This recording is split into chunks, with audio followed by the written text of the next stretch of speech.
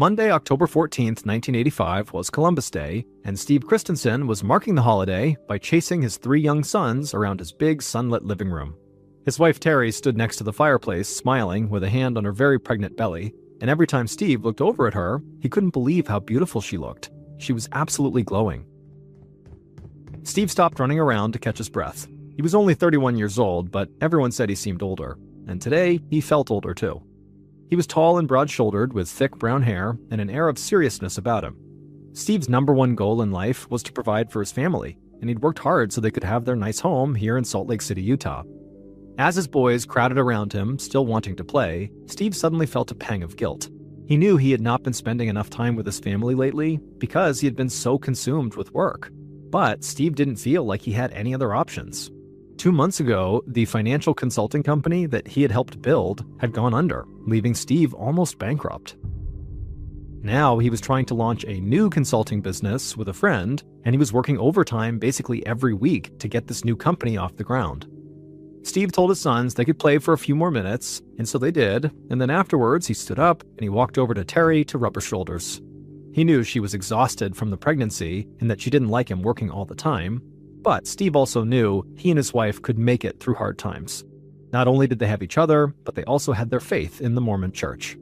Steve was a bishop in the Church of Jesus Christ of Latter-day Saints, as the Mormons are officially known, and Terry was a devoted member. Literally half the population of Salt Lake City was Mormon, and Steve loved it. He and his growing family were surrounded by a big supportive community. But Steve's interest in Mormonism went well beyond his faith. He also collected historic Mormon artifacts like letters, books, and other documents that cataloged the church's past. Before his financial problems began, Steve used to buy and sell these 19th century antiques all the time. He'd even donated rare historical documents to the church. These days, though, he mostly helped arrange document sales for other people. He'd recently helped his friend Mark Hoffman, who was a professional antiques dealer, get a $185,000 USD loan to buy some early Mormon letters. Not only that, Steve had tracked down a lawyer whose client was interested in purchasing the letters from Mark at an even higher price. Steve, Mark, and the lawyer were going to meet tomorrow morning to make everything official. But Steve didn't want to think about business right now. He just wanted to enjoy this rare day off with his family. He kissed his wife's shoulder and went back to playing tag with his boys. The next morning, Steve's alarm went off at 7 a.m. He dragged himself out of bed, got ready for work, grabbed his briefcase, and headed to the kitchen. Terry was in there making waffles for the boys, and she asked if Steve wanted to sit down and eat, but he told her he didn't have time. He was just going to grab breakfast on his way to the office, and so he gave his wife and sons each a kiss before heading out the door. Steve drove his Jeep towards downtown Salt Lake City, stopping to buy a box of donuts and a couple of cans of ginger ale on the way. Then he parked his car outside a huge 8-story high-rise building called the Judge Building, where his office was located. The Judge Building was filled with other shops and offices, and even though it was only 8 a.m., there were already plenty of people milling around. Steve waved to some of the familiar faces as he strode toward the elevator. Steve took the elevator up to the 6th floor, and as he approached his office door, he noticed a cardboard box sitting on the ground. It sort of looked like a box that might contain a big cake, like a big square, and on top of this box, written in black marker, it just said, "To Steve Christensen." Steve balanced the 2 cans of ginger ale on top of the box of donuts, and then he carefully bent down and used his free hand to pick up this box.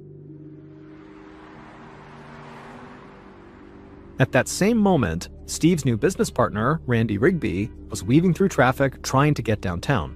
Randy was about 10 minutes late for work, and he'd been trying to page Steve and let him know he was on the way. Steve was not answering. And as Randy approached the Judge Building, he was quite surprised to see all these fire trucks and police cars outside, parked everywhere with their lights flashing and sirens going off. People were gathered around the building, looking curious and concerned. Randy scanned the crowd for Steve, whose tall, broad frame was always easy to spot, but he couldn't see him anywhere. Then he started looking for Steve's Jeep and noticed it parked nearby. Randy walked up to a woman who obviously was from the Judge Building, and he asked her, what's going on here? And she said the whole building had just been evacuated because of some emergency. She said she had no idea what this emergency was. Suddenly, Randy had an unsettling thought. What if Steve didn't know that he needed to get out of the building and he was still in there? Randy needed to make sure Steve was okay. So even though he could see police officers shooing people away from the main entrance, he decided to sneak in. Randy drove his car to the back entrance of the building and quietly slipped inside. He sprinted up 6 flights of stairs, burst into a long hallway, and looked at his and Steve's office door. Except there was no door. The entrance to their office was now a gaping hole framed by splintered wood and chunks of broken drywall. The hallway was littered with debris and coated in dust and ash. Randy's eyes looked to the floor, and he saw there were chunks of burned donuts and also 2 ginger ale cans that had been bust open.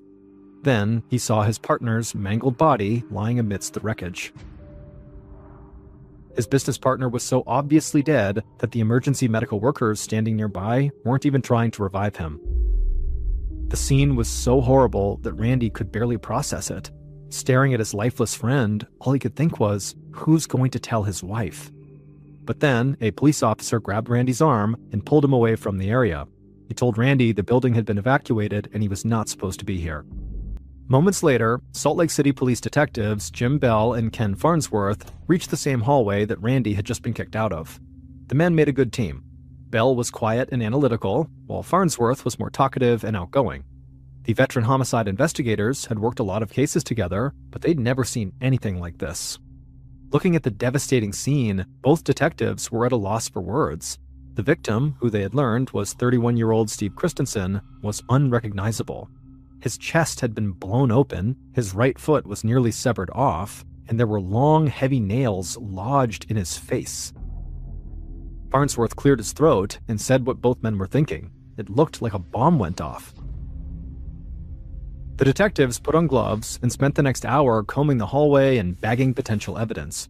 They found a number of wires, a rocket igniter, and also a motion sensor switch, all items a person could use to build a homemade bomb. Just then, Detective Bell heard the elevator ding, and he turned and saw a scruffy man in a gray sports coat walk out.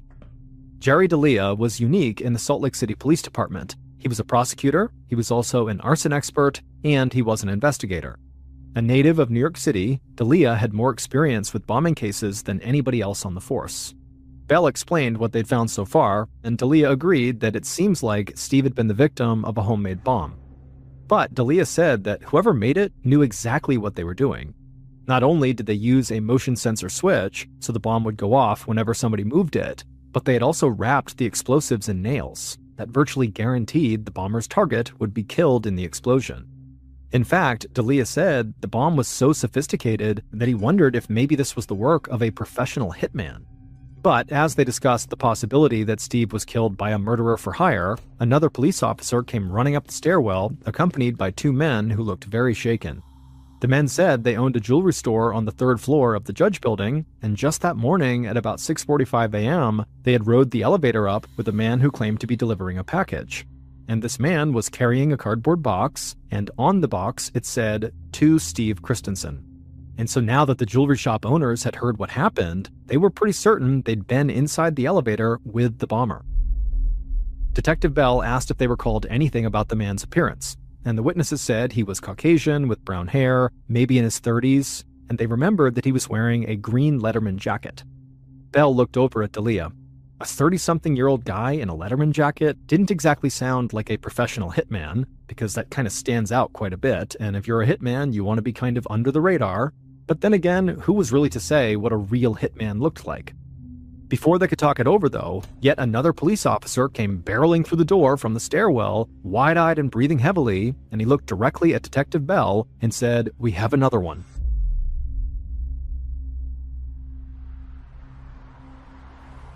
Shortly after 11 a.m., about 2 hours after this first explosion, Prosecutor D'Elia pulled up outside a home in the upscale Salt Lake City suburb of Holiday.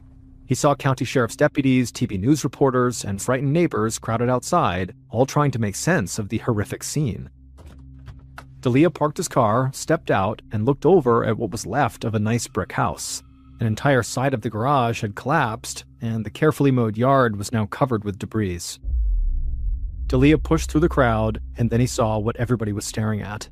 There was a woman's body lying on the front porch. She had wavy gray hair, but her face was obscured by burns and soot, and her left arm had been blown off, and her abdomen had been ripped open.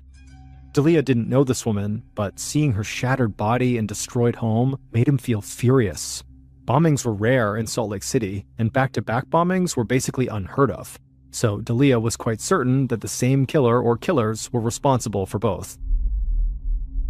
D'Elia approached one of the deputies who was already on scene and asked what they knew so far. The deputy told him that the victim's name was Kathleen Sheets. She was a 50-year-old schoolteacher and mother, and she was married to a financial consultant named Gary Sheets.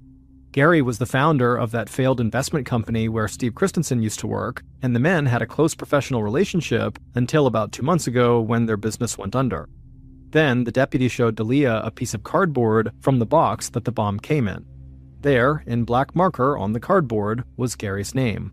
Apparently, the deputy said, Gary was the bomb's intended target, not his wife. D'Elia thought this over. 2 partners whose business recently failed had both been targeted by devastating bombs within hours of each other. D'Elia wondered if someone who had lost money when Steve and Gary's company collapsed might be out for revenge. But D'Elia also thought it was possible that maybe Gary killed his former business partner and his wife and only wrote his name on the box as a diversion. Either way, D'Elia knew exactly who investigators needed to speak to next. Later that morning, Detective Farnsworth sat in an interview room at the Salt Lake City police station across from Gary Sheets. Gary was in his 50s with white hair and even whiter teeth, but his eyes were red from crying. Farnsworth tried to be gentle while asking questions, and Gary was very forthcoming despite his obvious shock and grief.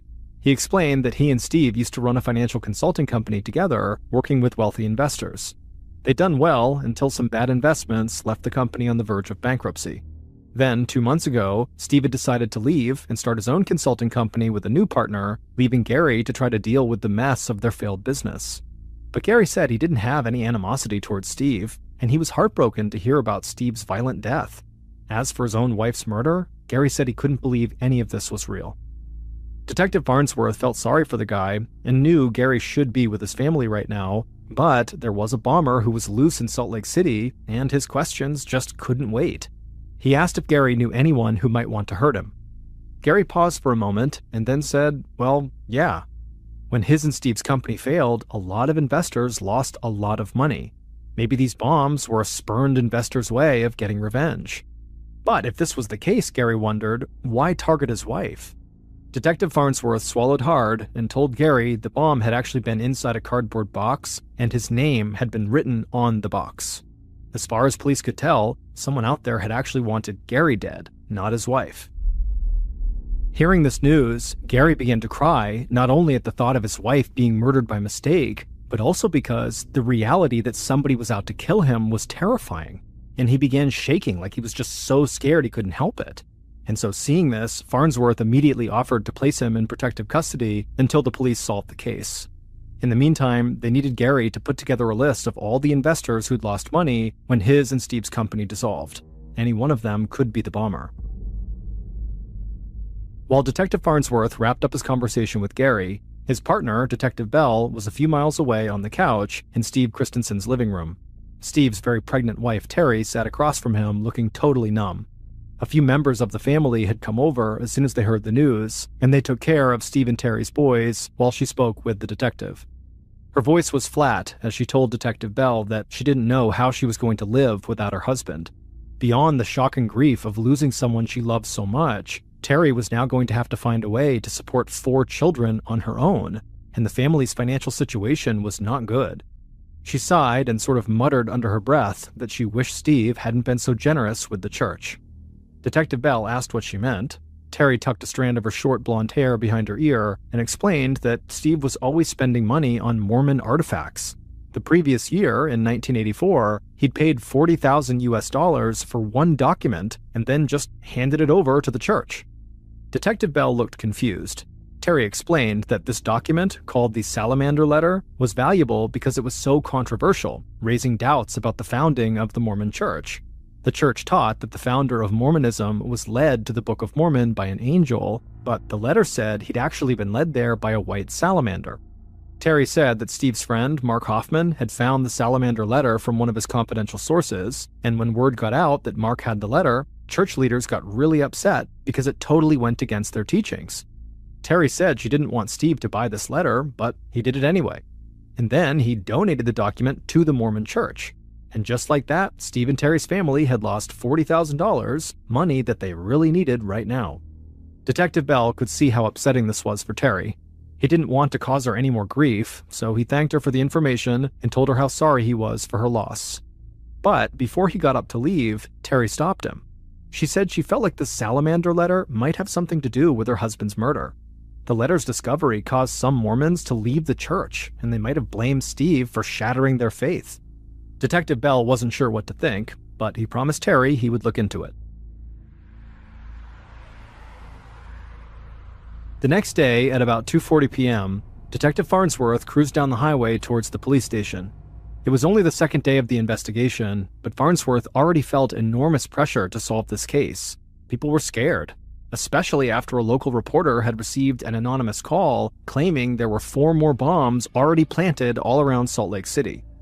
And at a press conference the night before, the Salt Lake City police chief had said the crime could be related to this salamander letter.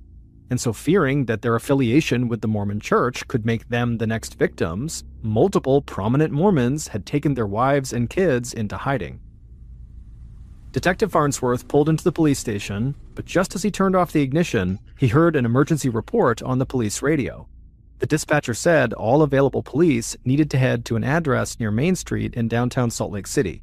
Just as the public feared, the bomber had struck a third time. Minutes later, Detective Farnsworth skidded to a stop near a blue Toyota sports car that was still smoldering. A firefighter sprayed water onto the smoking vehicle, and Farnsworth could hear the siren of an approaching ambulance just a few blocks away. Farnsworth jumped out of his car and saw that the entire driver's side of the blue Toyota had been blown apart, and a few feet away, a Salt Lake City police officer was kneeling on the ground, cradling an injured man's head. The man looked like a total wreck to Farnsworth. There were shards of glass in his face, his bloody right hand was missing a fingertip, and he had a piece of metal shrapnel sticking out of his right knee. But somehow, this man was alive. Just then, the sirens reached a fever pitch as the ambulance arrived on the scene. 2 EMTs jumped out of the vehicle and ran over to the injured man and began taking his vitals. Detective Farnsworth leaned down and asked the injured man for his name. In between labored breaths, he said his name was Mark Hoffman. Farnsworth immediately recognized that name. Mark was the man who had discovered the controversial salamander letter and sold it to Steve. But before the detective could ask any follow-up questions, the EMTs loaded Mark into the back of the ambulance and sped off to the hospital. Moments later, Prosecutor D'Elia and a federal agent who specialized in bombing cases arrived on the scene. The federal agent immediately began examining Mark's smoldering vehicle, while Farnsworth got D'Elia up to speed about the latest victim. But just then, the federal agent called out to them to come over and look at what he'd found inside of Mark's trunk. Farnsworth and D'Elia ran to the back of the sports car, and in the trunk they saw a trove of old-looking papers that had been damaged in the explosion. They were either burnt from the fire or sopping wet from when the firefighter had doused the vehicle with water, but they were all there and clearly seemed pretty important. As he looked at the ruined papers, Detective Farnsworth was overwhelmed with questions. Why would someone want to kill Mark Hoffman? Could it be related to the documents inside his trunk? Or could it be someone who blamed Mark and Steve for unearthing the salamander letter that undermined the Mormon faith? And if that was the case, why would the bomber then also target Gary and Kathy Sheets? They were connected to Steve, but they had nothing to do with the buying and selling of Mormon artifacts, and so none of it made any sense. At about 4 p.m. that afternoon, Detective Bell stood in Mark Hoffman's room at the LDS Church Hospital. Mark had all these open wounds on his face from where doctors had pulled glass out, and he was waiting for an operation on his injured leg. Bell felt terrible for him, but on the bright side, doctors said he was likely going to live. Mark was on pain medication, and when he spoke, his voice was barely above a whisper. Detective Bell asked him if he felt well enough to talk, and Mark croaked out a yes. The detective asked Mark where he was going when the explosion happened, and Mark said he was on his way to sell some rare documents to a lawyer downtown. Bell asked what kind of documents, and Mark sort of paused for a minute and then said he couldn't actually remember. He said he couldn't actually recall much of anything from that morning except opening his car door and seeing a small package fall out. Mark said he went to pick up the package, and then everything went black. Detective Bell nodded grimly. He'd heard from people in the Mormon community that Mark was this incredibly talented and charismatic man. Mark was jokingly known as the Mormon Indiana Jones because he was so good at finding valuable artifacts. So to Bell, even though he didn't know Mark, it just seemed so sad that this guy was kind of a shell of himself with virtually no memory of what nearly killed him. Bell asked Mark if he could recall anything from before the explosion. Mark thought for a moment, and then he whispered that he had noticed a brown pickup truck that seemed like it was following him right before the explosion. The truck didn't worry him at the time, but only now, as he thought about it, he wondered if the bomber might have been trailing him. He'd seen through the mirror that the driver was a white man with brown hair, but besides that, Mark didn't get a good look at the guy because, again, it didn't really matter to him at the time. Detective Bell nodded. It sounded like the driver could be the same person the father and son saw in the Judge building. But still, there was a lot of white men with brown hair in Salt Lake City, Utah, so this was not a particularly helpful clue. Just then, a doctor came into the room and said they needed to begin prepping Mark for his leg surgery. Detective Bell thanked Mark for the information and then turned to leave.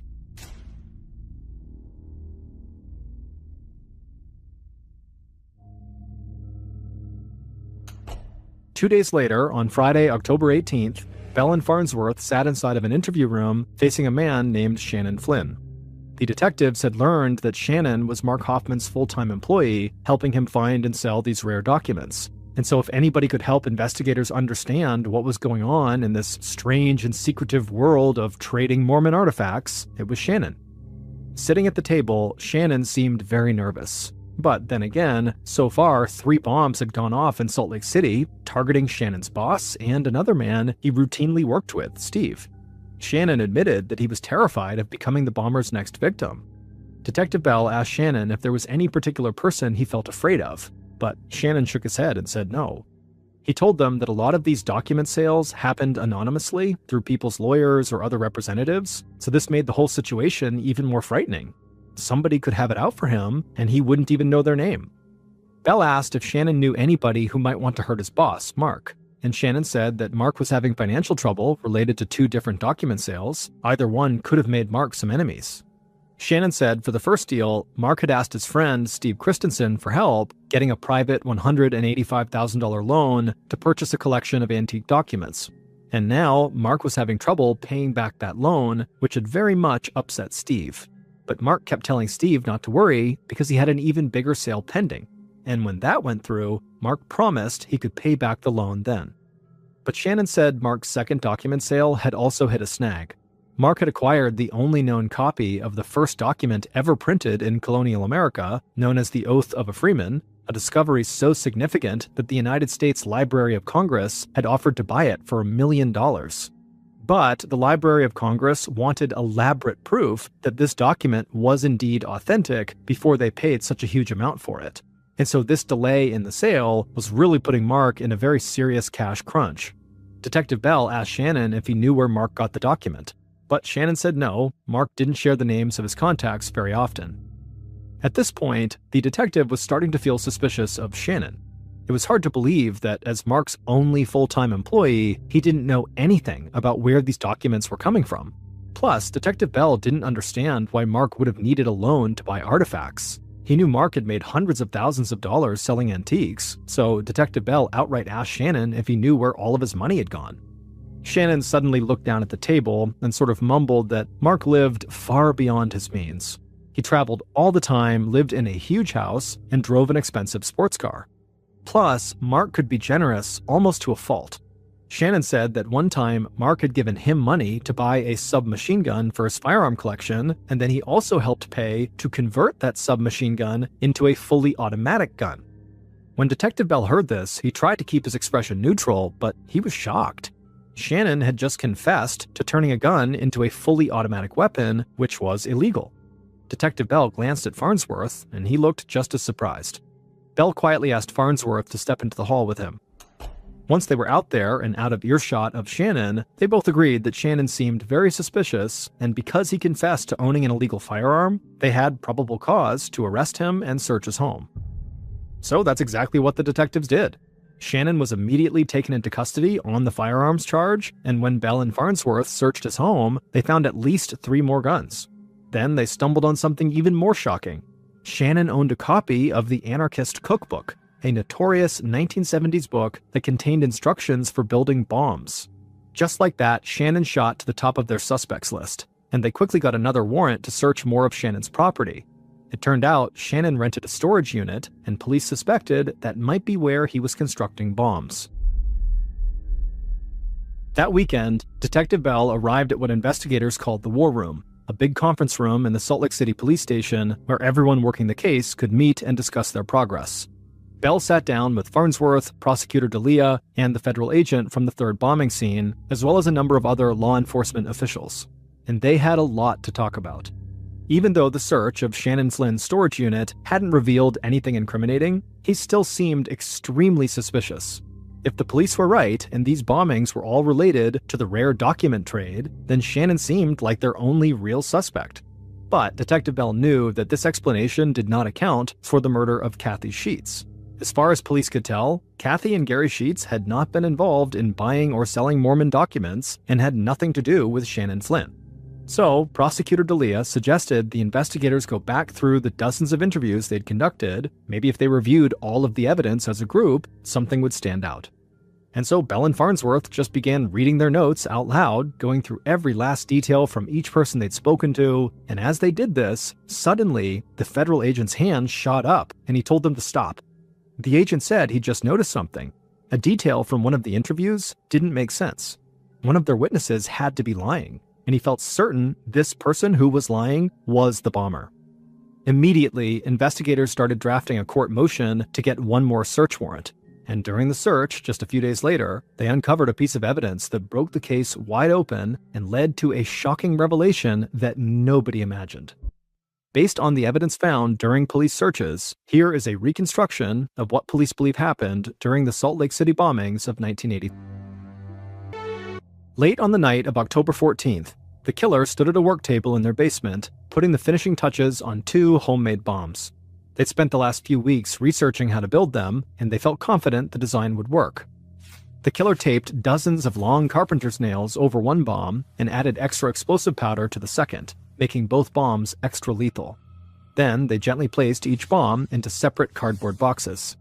The killer had already used an ice pick to carve 2 small holes into the bottom of both boxes. Now they carefully threaded the wires from the motion sensor switches in each bomb through these holes. They taped the wires to the outside of the box to keep them separated, and when the time was right, they would connect the wires, activating the motion sensor switch inside that would make the bombs detonate. Satisfied, the killer turned the cardboard boxes back over and taped them closed. They then grabbed a black felt tip marker and wrote on the first box, "To Steve Christensen," and on the second box they wrote, "To Gary Sheets." Finally, the killer padded upstairs and got into bed, satisfied that everything was ready. The next morning, the bomber woke up before sunrise. They slipped out of bed, tiptoed to the basement, and carried each box outside to the car. It was chilly, so they ran back in and put on their old green Letterman jacket. Then they got into the car and drove downtown to Salt Lake City. At about 6:45 a.m., the killer parked outside the judge building, got out of their car, and lifted the box labeled "To Steve Christensen" out of the back seat. They hoped to slip in and out of the building without being seen, but the moment they walked into the lobby, they ran into 2 people, a father and son. The bomber pretended to be a delivery driver and got into the elevator with these 2 men.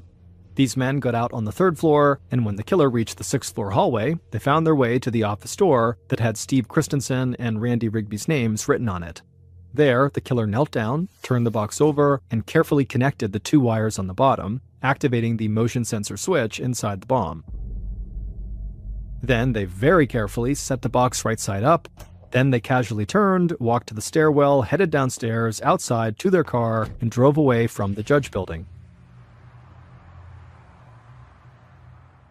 About 15 minutes later, the bomber arrived outside of a big brick home in the suburban city of Holiday. They didn't see any cars parked outside, so they assumed the home's owner, Gary Sheets, had left and would be home later that afternoon.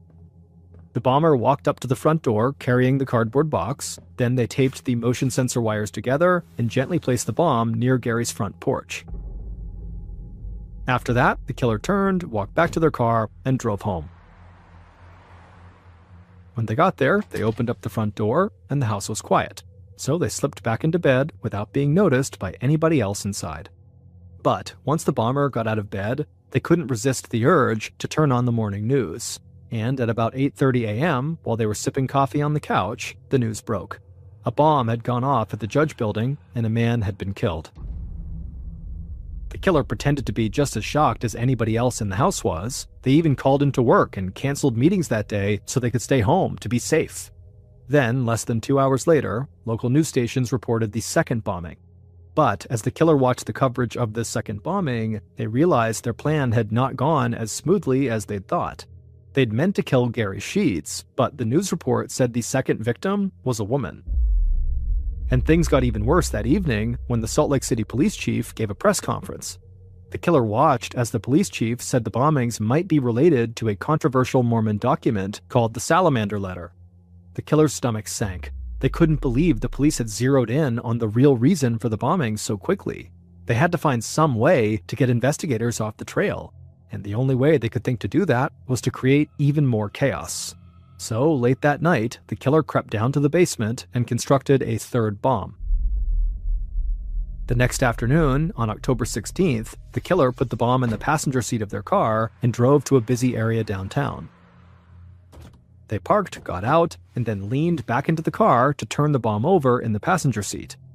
They attached the 2 wires on the bottom of the box, activating the motion sensor switch inside. Then, as they went to take the box out of the car, they jostled it just a bit too hard, and the bomb detonated, sending the killer flying.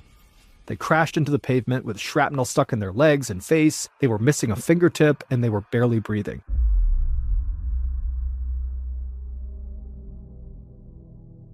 At about 4 p.m. on Wednesday, October 16th, when Detective Bell went to the hospital to interview Mark, he had a lot of questions about how the explosion happened. Mark said he opened his car door and a small package had fallen out, then exploded. But later, when Detective Bell read his notes from this interview aloud to fellow investigators, the federal agent said Mark's story did not line up with the physical evidence. The pattern of damage inside of Mark's car showed the bomb was somewhere near the center console when it detonated, not anywhere close to the driver's side floorboard like Mark had claimed. Now they had caught Mark in what looked like a lie. It was enough for the police to get a warrant to search his home, and there, shoved in the back of a closet, they found a green Letterman jacket, just like the one the bomber wore. But that was far from the most damning evidence. Police also discovered 2 locked rooms in Mark's home, which his wife never entered. The rooms were filled with stacks of old-looking papers, inks, and chemicals. Detectives didn't know what to make of all this until they found a receipt from a local engraving company. The owner of the company told them that Mark had ordered a special engraving plate that would allow him to recreate a famous historical document called the Oath of a Freeman. The same document Mark was trying to sell as authentic to the Library of Congress for $1 million. The detectives soon put 2 and 2 together.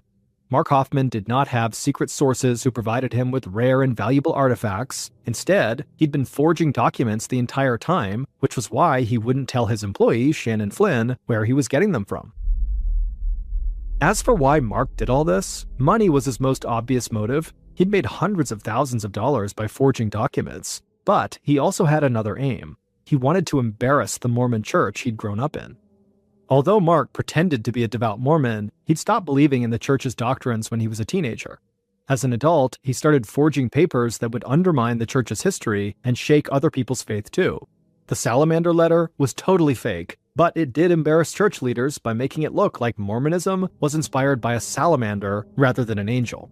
And Mark's friend, Steve, had paid him $40,000 for it, believing it was real. Then, in the months leading up to the bombings, Mark had persuaded Steve to arrange a big $185,000 loan to buy a collection of Mormon letters that did not even exist. Mark took the money from Steve and squandered it on fancy vacations and a sports car, and then couldn't repay the loan.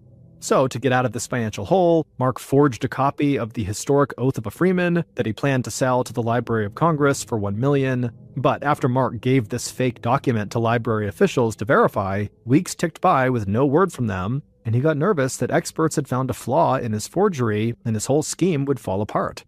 And at the same time, Mark's friend, Steve, was getting very impatient with Mark for not repaying his $185,000 overdue loan. And so at this point, Mark decided his only option was violence. He murdered Steve to get him off of his back, and then planted a bomb at Gary Sheets' house as a diversion. In reality, Mark didn't care whether Gary lived or died. He just wanted police to think that the bombings were all related to Steve and Gary's failed financial consulting business. And the plan almost worked until Mark made the mistake of setting off a bomb in his own car. He later claimed he did this on purpose in an attempt to commit suicide, but investigators believed Mark actually intended to use this bomb either to kill Shannon Flynn, who was talking to police about Mark's financial problems, or to cause such a scene in downtown Salt Lake City that it would throw the detectives off his trail. Officers arrested Mark Hoffman in January of 1986, and he quickly confessed to both the forgeries and the bombings, but he expressed no remorse for what he'd done. Mark then pleaded guilty in exchange for a life sentence rather than facing the death penalty. Once he was in prison, Mark's wife divorced him, and he was excommunicated from the Mormon Church. Mark later attempted suicide, but he would survive. However, he would permanently damage his right arm, ironically losing control of the hand he'd once used to commit his many forgeries.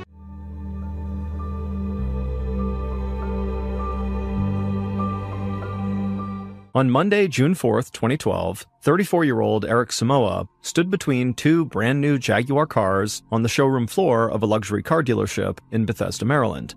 Eric was talking to a potential new car buyer. Eric was this dealership's top salesperson, sometimes pulling in between $10,000 and $20,000 US in commission checks every month.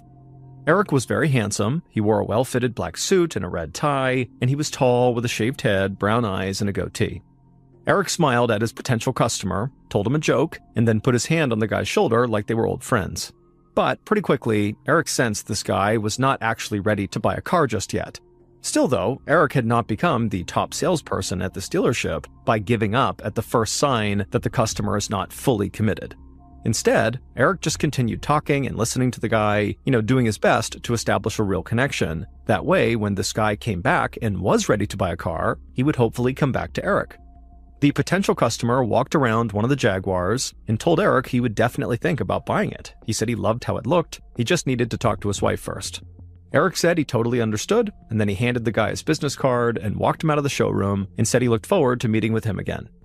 Then Eric turned and walked back across the showroom floor, past all the polished, perfectly lit cars, into a bright carpeted hallway that led to the break room and a few offices. Eric walked into his manager's office and said he was taking off for the day. His manager told him to have a good night, and Eric just grinned, because he definitely had a good night planned, and he couldn't wait to get it started. About 15 minutes later, Eric pulled into the parking lot of his high-rise luxury apartment building in Silver City, Maryland, a suburb of Washington, D.C. The apartment building was the type of place that catered to young professionals, with a rooftop pool and plenty of bars and restaurants within walking distance. Eric walked into the lobby and took the elevator up to the 6th floor, where his place was. Once inside his apartment, he went right to the kitchen and poured himself a drink. Then he headed to his bedroom and changed into black jeans and a black t-shirt, and then he walked out onto a small balcony. He left the door open behind him. Out on his balcony, Eric sipped his drink as he watched the local restaurants and bars down below come to life. Eric loved this part of town, and he loved his apartment, especially because he'd had to work so hard to be able to afford it. Eric was the youngest of 4 children, born to immigrant parents from Ghana. And when Eric and his siblings were kids, their parents had told them that the United States was filled with opportunity, and that in the United States, they could be anything they wanted as long as they worked really hard. So Eric had grown up basically believing the American dream was true, that if he put in the work, he would be successful. And looking out from his balcony inside of his upscale neighborhood, Eric felt like he was definitely on the right path. Selling luxury cars had really paid off. He made great money, and he had no intention of slowing down. Just then, Eric heard a knock at his door. He turned around and walked through his apartment and put his glass down on the coffee table, then opened up the front door and saw a 34-year-old Katrina Benz standing there. Katrina smiled, got up on her toes, and threw her arms around Eric's neck and gave Eric a big kiss. Then they both went inside, and Katrina curled up on the brown leather couch in front of the TV, and Eric went to the kitchen to pour Katrina a glass of wine, and then he joined her on the couch. Eric and Katrina had been seeing each other for a few months, but they were still keeping things really casual. They had met outside of the apartment building and discovered right away they had a lot in common. Katrina shared Eric's really strong work ethic, and it's what allowed her to become a nurse. They also both loved basketball, and so their relationship consisted of basically hanging out a couple of times a week, watching a basketball game together, and then spending the night together. And that night in particular, they were both really excited because there was this big NBA playoff game on. And so, sitting on the couch, Eric and Katrina talked about who they thought was going to win the game, and then they also talked about how their jobs were going. But Eric looked a bit distracted. He kept picking up his phone and checking the time. Finally, he just turned and asked Katrina if she was up for going on a quick ride before the game started. Katrina figured he just wanted to go out and maybe pick up some food or something, but no, Eric told her he actually wanted to go meet a guy who he could buy marijuana from. He said the guy lived close and it wouldn't take very long. Katrina was surprised. She knew Eric occasionally smoked weed, but he'd never asked her to go buy weed with him. Still, she figured it wasn't that big of a deal. They were in a really nice suburb, so how dangerous could this weed dealer really be? So Katrina told him that was fine, as long as they got back in time for the start of the game. Eric promised they wouldn't miss a thing. Then he and Katrina left the apartment, went down the elevator, and out to Eric's car. After driving for a few minutes, Eric turned onto a side street in front of a small apartment complex, and he pulled over to the curb and put his car in park. To Katrina, the street seemed totally empty, but suddenly the back driver's side door opened, and this tall, skinny-looking drug dealer with a scraggly beard slid into the back seat. The dealer quickly handed a paper bag over the seat to Eric, and Eric took the bag, he looked inside, and he saw a Ziploc baggie of marijuana, and after he was satisfied, he handed the cash back to the dealer. The dealer then hopped out of the car without a word, closed the door, and disappeared back into the apartment complex. The entire exchange took less than a minute. Eric turned and smiled at Katrina, and then he turned the car back on, and he drove them back to his place just in time to watch the opening tip-off of the playoff game. And then later that night, after the game was over, Eric and Katrina went to bed together. Then, right before Katrina actually went to sleep, she reminded Eric that she had to work early the next day, so pretty likely when he woke up in the morning, she'd be gone. Eric said he totally remembered, then he kissed Katrina goodnight, and the couple rolled over and they both drifted off to sleep. And hours later, in the early morning of June 5th, 2012, Eric was still asleep in his bed when somebody walked into his bedroom, walked across the floor, and stood right beside him, staring down at him as he slept.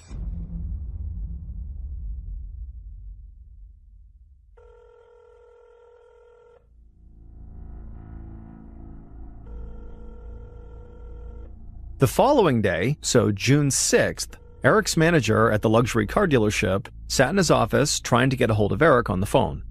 Eric was supposed to work that day, but he hadn't shown up, and his phone kept going to voicemail. Top salespeople like Eric occasionally took what everybody at the dealership called unscheduled days off, but Eric always made sure to let his manager know if he wasn't going to come in, and he hadn't on this day. So the manager walked to the showroom floor and talked to a couple of other salespeople, but none of them had heard from Eric either. The manager started to get worried, so he went back to his office and he called Eric's emergency contact, who was one of his older sisters. The manager told Eric's sister he didn't want to upset her, but he hadn't seen or heard from Eric that day. Eric's sister was totally frightened by this, and she immediately called Eric, and when he didn't answer, she called her other sister and her other brother to see if they had heard from him. But they too had not talked to Eric in at least a couple of days. Eric's sister, the one who the car dealership manager had called, had a really uneasy feeling. Eric talked or texted with at least one of his siblings every single day, and so Eric's sister felt like, this was an actual emergency, and so she took a deep breath and dialed 911. After explaining what was going on with Eric, the 911 operator said that police would send officers by Eric's apartment to do a wellness check on him. Eric's sister thanked the dispatcher, and then she went right to her car and raced across town to Eric's apartment building. A little before 5 p.m., Eric's sister waited downstairs in the apartment complex lobby while a building manager led 2 police officers up to Eric's apartment on the 6th floor. One of the officers knocked on Eric's door but got no response, so the building manager unlocked the door and stepped back. At that point, the officers stepped forward, walked inside, and began calling out to see if anybody was home, but again, there was no answer. So the officers walked across the apartment, down a short hallway, and came to a closed bedroom door. One of the officers knocked, but there was still no answer, so they opened up the door and walked inside. and there was Eric laying in bed. There was a sheet that was pulled up all the way up to his mouth. The officers walked over, and they saw there was a single gunshot wound to Eric's head. Both officers thought it looked like Eric Samoa had taken his own life. The officers quickly went back downstairs, and when they got there, one of them placed his hand on Eric's sister's shoulder. He said he was so sorry, but they had found her brother deceased upstairs in his bed. Eric's sister let out a shriek that echoed off the lobby walls. She started wailing and crying. She could not believe her little brother was gone.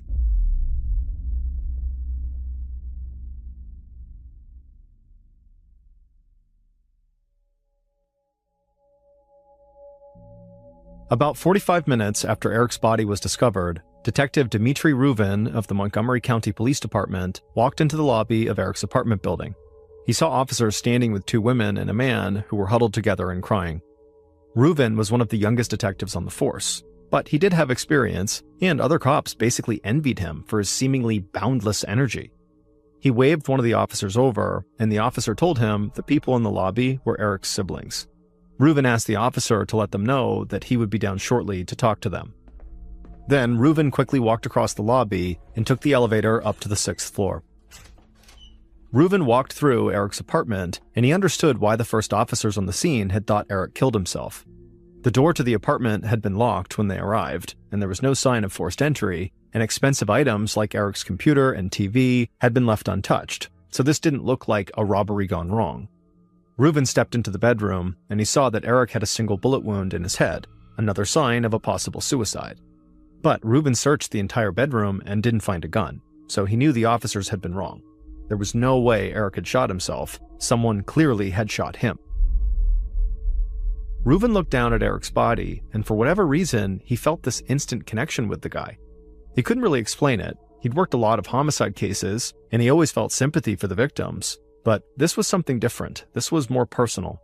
Rubin told himself that the reason for this connection must just be because Eric looked to be about the same age as Rubin.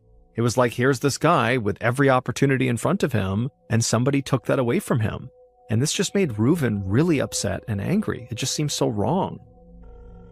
Rubin took out his phone and called the station to let his boss know that this was a homicide, not a suicide, and so he would need an investigative team sent over. And not long after that call, forensics analysts arrived at Eric's apartment and began sweeping through it. And they would discover a single .380 caliber bullet casing in the bedroom, but there still was no sign of a gun anywhere. They also did a sweep of the apartment for fingerprints and possible DNA samples, but they knew that type of evidence might not get them very far in this case. The fact that there was no sign of forced entry or any kind of struggle meant there was a good chance Eric knew his killer. So the analysts figured they would just find lots of prints of friends or family who were often at Eric's place and so were not suspicious, and any of them could be guilty. And Rubin knew right now 3 of Eric's family members, his sisters and brother, were down in the lobby waiting to talk to him. So Rubin let the forensics team continue their work, and then he headed back downstairs. The elevator doors opened, and Rubin could hear Eric's siblings still crying in the lobby. Rubin walked slowly now, and he heard the sound of his shoes clicking on the concrete floor. He hated this part of the job. Eric's siblings only knew that their brother had been found dead in his apartment. They didn't know what happened. So Rubin lowered his head and approached them, and he told them he was so sorry, but their brother had actually been murdered. That sent Eric's brother and sisters into another fit of screaming. Detective Rubin stood with them and let them get as loud and as angry as they wanted. Then eventually, one of Eric's sisters caught her breath and wiped the tears from her eyes, and she looked right at Rubin, and she told him he needed to speak with a woman named Denise Harrington. Rubin asked who Denise was. Eric's sister said Denise was Eric's girlfriend, and she was no good. She was 20 years older than Eric, and his entire family knew Denise was just using Eric for his money. Rubin thanked Eric's siblings for their time, and he said police would follow up with them soon. Then he offered his condolences again and headed back upstairs.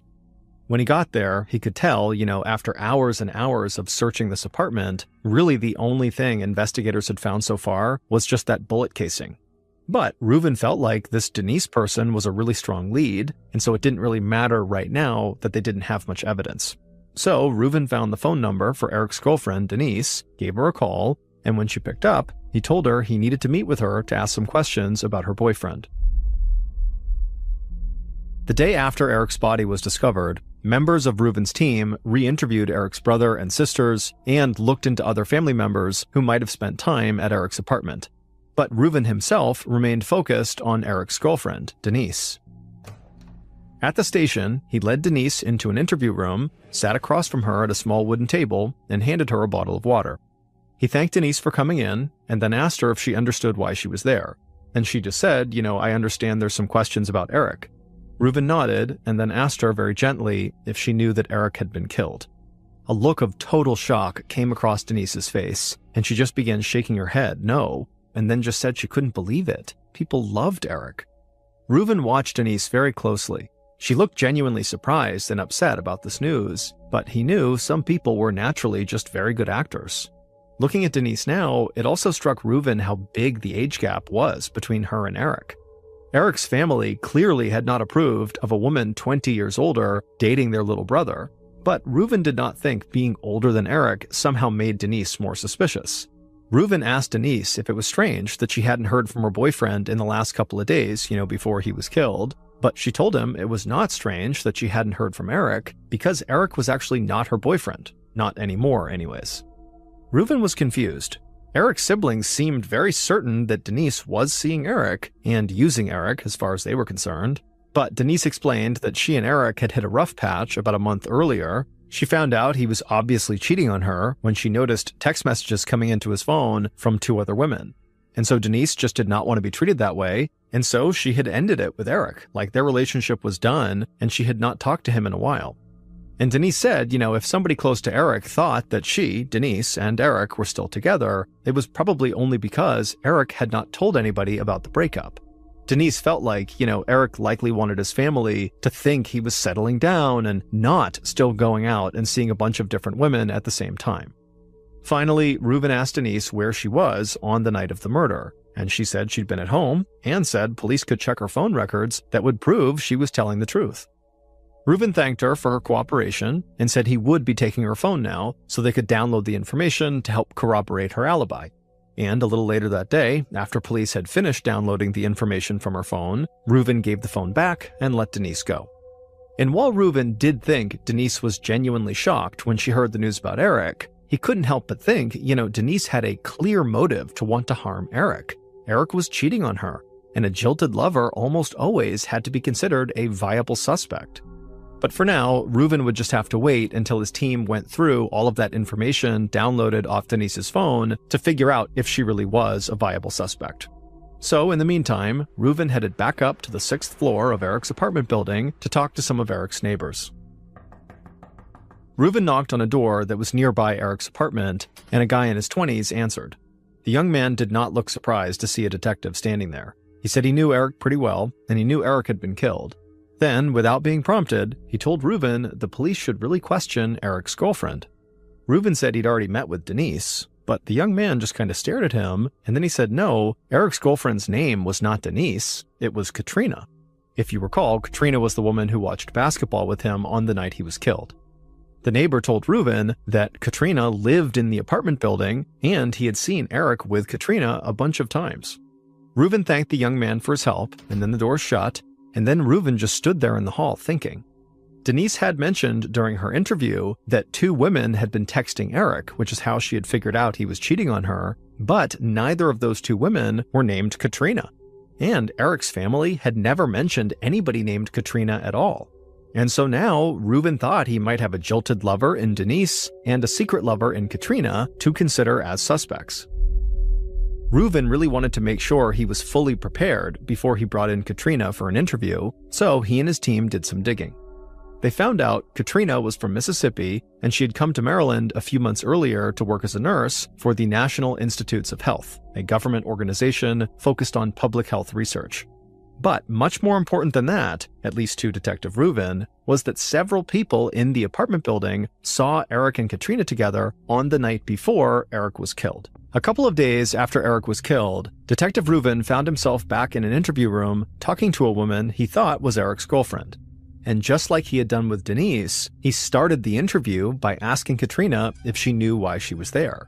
and Katrina, who had a sort of confused look on her face, told him that, she understood she was here to help with some investigation, but she hadn't been given any more details than that. She figured it might have something to do with where she worked, but she didn't know. At this point, Reuven told her point blank that her boyfriend, Eric, had been found murdered in his apartment, and that she was the last person anybody had seen him with. Immediately, a look of complete disbelief came across her face, and as she pulled her legs up onto her seat and grabbed her knees with her arms and began rocking back and forth, she began saying to Reuven that, why would anybody want to do this? Everybody loves Eric. And then she asked Reuven, is it possible that this was not Eric? But Reuven said no, this was definitely Eric, and he is definitely deceased. At this, Katrina clutched her knees even tighter, and then she looked up at Reuven with a very sad look on her face, and she said, she just felt so guilty. For the past couple of days, she'd been furious at Eric because he had not been responding to any of her text messages. And so she thought he was just being a jerk for some reason, but now she knew why he wasn't responding. It was because he was dead. That realization was like too much for Katrina to handle, and for a minute, it seemed like she might have a total breakdown. But then she stopped rocking in her chair, and she put her feet on the floor, and she leaned forward. It was like something had just clicked in her mind. She told Reuven that something really strange had happened on that last night that she was with Eric. Reuven leaned in and asked Katrina to please walk him through everything she could remember about that night. Katrina took a deep breath, and then she began speaking.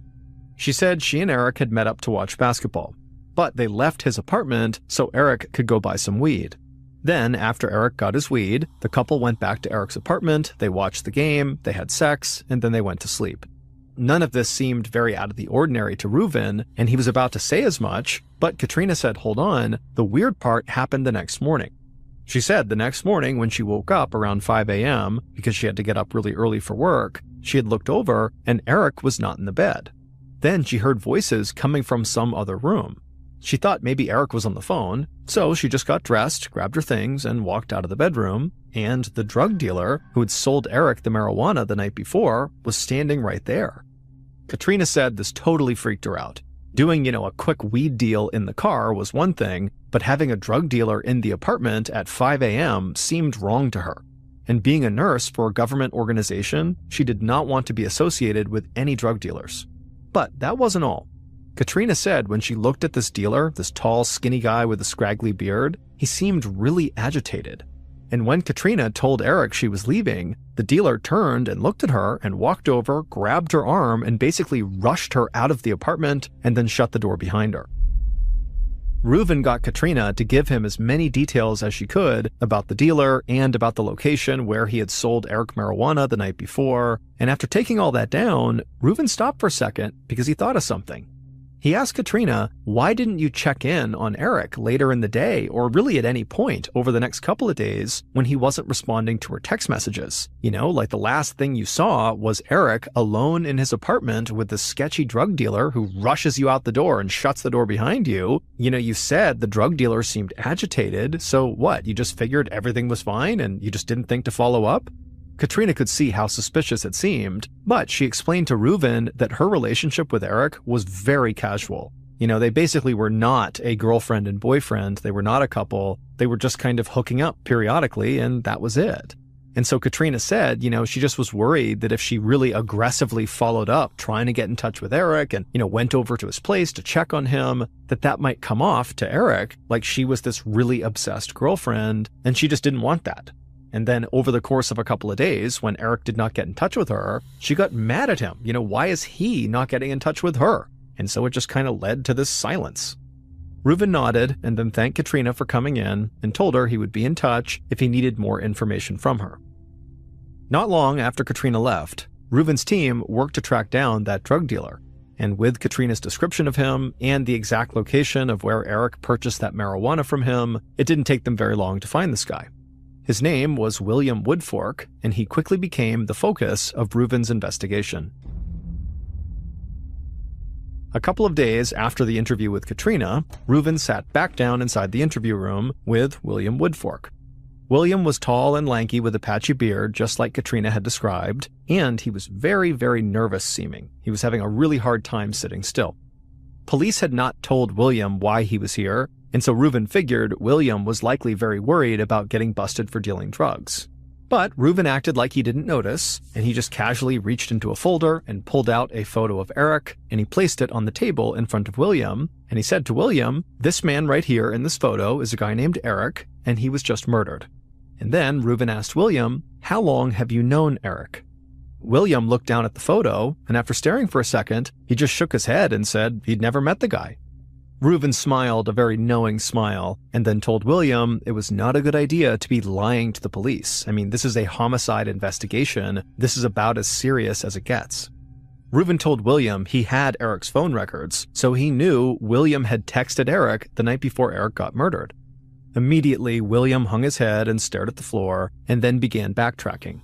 He admitted to Reuven that actually he had sold Eric weed a few times, including on that past Monday night.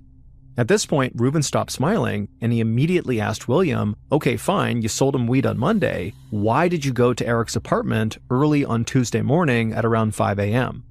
William immediately looked up and told Reuven he was not some big-time drug dealer out settling scores. He's like, "I had nothing to do with Eric getting killed." But Reuven was not about to take the word of someone who had literally just lied to his face. And with the phone records and William admitting he saw Eric the night before the murder, Reuven felt like he had more than enough evidence to pursue this lead further. So, not long after that meeting, Reuven secured a warrant to search William's apartment. And when they did search his apartment in the week following Eric's murder, police would find a .380 caliber handgun, the same type of handgun that had been used to kill Eric. And so Detective Reuven was pretty much positive he had just found Eric's killer.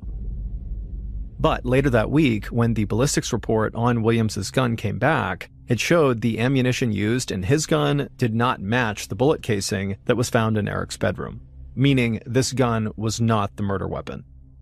Reuven was not willing to totally eliminate William as a suspect. It just seemed too coincidental that this guy would happen to have a .380 caliber handgun in his apartment, but it could be just a bizarre coincidence. And without more compelling evidence, he knew any case brought against William would not hold up in court.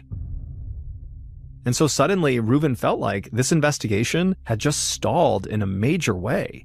Investigators went from believing they had their killer right back to having no idea who they were even looking for. And at the same time, Reuven began getting daily calls from Eric's sisters, but he had no new information to share with them. And Reuven told other investigators that he felt like he was letting Eric's family down. Weeks passed without any new leads coming in, and then several months went by, and pretty soon this case became much less of a priority for the department. But Reuven refused to let the case just go cold. In fact, he put a photo of Eric on his desk to remind him of the job he still needed to do. And he continued to talk to Eric's sisters almost every day, and he promised them as long as he was on the force, he would never stop looking for their brother's killer. In May of 2013, almost a year after Eric's murder, Detective Reuven continued his investigation. But almost no new evidence had surfaced, and so he was basically running out of ideas. Reuven pored over Eric's case files whenever he could, looking for anything that he might have just overlooked. And there was one piece of evidence, or really a missing piece of evidence, that had always bothered him. The gun that had been used to kill Eric had never been found. So now, Reuven decided to try something he knew was a total long shot, but he felt like he had nothing to lose. Police often confiscated guns as evidence in investigations, and they occasionally received guns that people had simply found and turned into them. So, Reuven reached out to every police department in the county and asked for a list of all the .380 caliber handguns they had received in the past year, either confiscated as evidence or turned into them by a Good Samaritan. The other departments all cooperated, and soon Reuven ended up with this list of 60 .380 caliber handguns. And then Reuven began the painstaking work of tracking down the history of each of those 60 guns. And the first 58 guns led him nowhere. But when he began looking into the 59th gun on the list, he thought he might have found something promising. That gun had been found discarded on the side of the road on the Capitol Beltway, one of the busiest streets in Washington, D.C. The man who had handed this gun over to police had been sitting in bumper-to-bumper traffic and just happened to look over and see the gun lying on the side of the road. And that spot on the Beltway was not very far from Eric's apartment. But there was another detail in this report about this 59th gun that gave Reuven the biggest jolt of energy he'd felt in almost a year.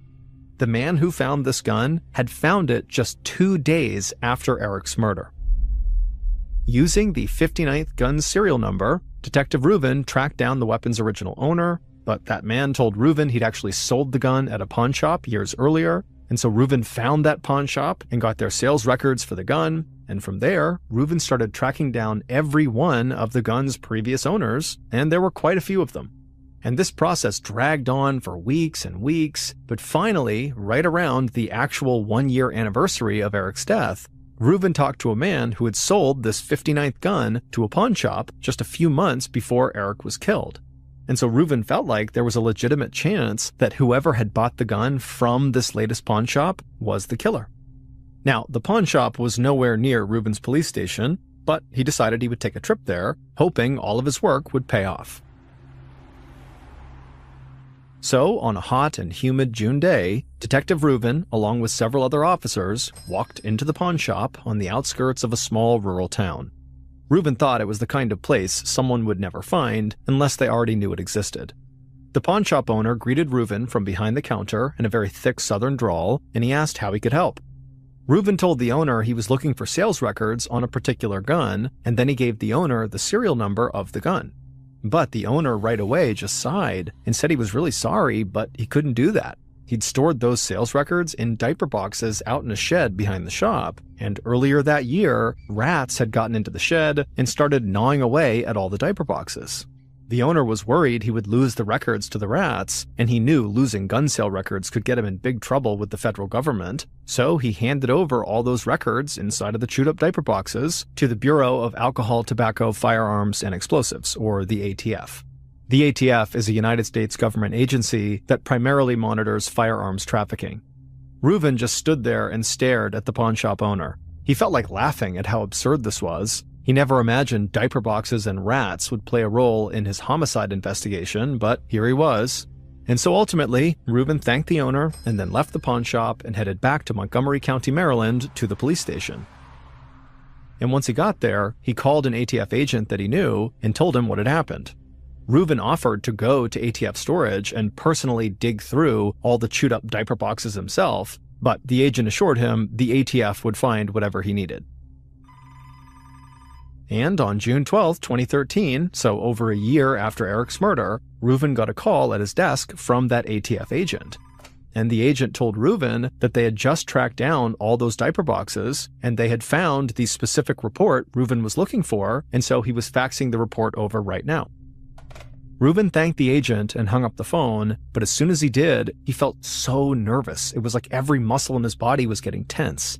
He knew if this report that he was about to read didn't give him any new information, he would have no idea what to do next.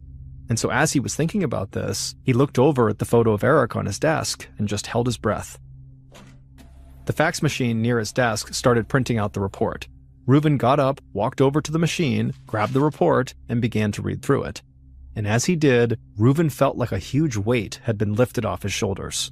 After more than a year of investigating this case and weeks of tracking down gun owners all over the place, Reuven knew, based on this report, that he could call Eric's siblings right now and tell them he had found their brother's killer.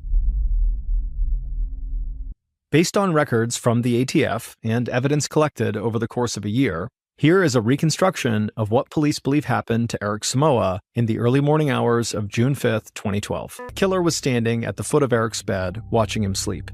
They'd been standing there for a few minutes, just staring, but they knew now it was time to act. So they reached into their bag that was slung over their shoulder and pulled out a .380 caliber handgun. The killer then walked forward until they were right next to Eric, trying to be as quiet as possible. They didn't know what Eric would do if he suddenly woke up. And so at this point, the killer kind of leaned over Eric until they were so close to him they could actually feel Eric's breath on their cheek. Then they slowly pulled up their gun and aimed it basically point blank at Eric's forehead, and then they fired. The bullet lodged inside of Eric's brain, and he died without ever waking up. The killer quickly tossed the gun into their bag and then pulled the bedsheet up to Eric's mouth to try to cover up some of the blood. Then the killer ran out of the bedroom, slamming the door shut behind them. They opened up the front door, they locked the doorknob, and then closed it, and then they ran down the hallway to the elevator. As the elevator was making its way down, the killer took several steadying breaths, doing their best to look as calm as possible. When the elevator doors opened, the killer walked across the lobby, went out to the parking lot, got in their car, and began driving towards Washington, D.C. Now, it was still dark out, and the killer saw headlights up ahead from a line of cars driving towards the city, and so since they didn't want to get caught in traffic, the killer just hit the gas and whipped down the road. The killer reached the Capitol Beltway in D.C. before traffic got too bad, and at this point, they rolled their window down, reached into their bag in the passenger seat, grabbed the murder weapon, and threw it out the window. The first chance they had, the killer turned around and sped back across the Maryland border. About 30 minutes after fleeing Eric's apartment, the killer walked back into Eric's apartment building, except this time, when they got in the elevator, they did not go up to the 6th floor. They went up to a lower floor. And then once they got to that floor, they got out of the elevator, walked down the hall, and went inside of their own apartment. And once they were inside, they showered, put on a nurse's uniform, and went right back downstairs to go to work.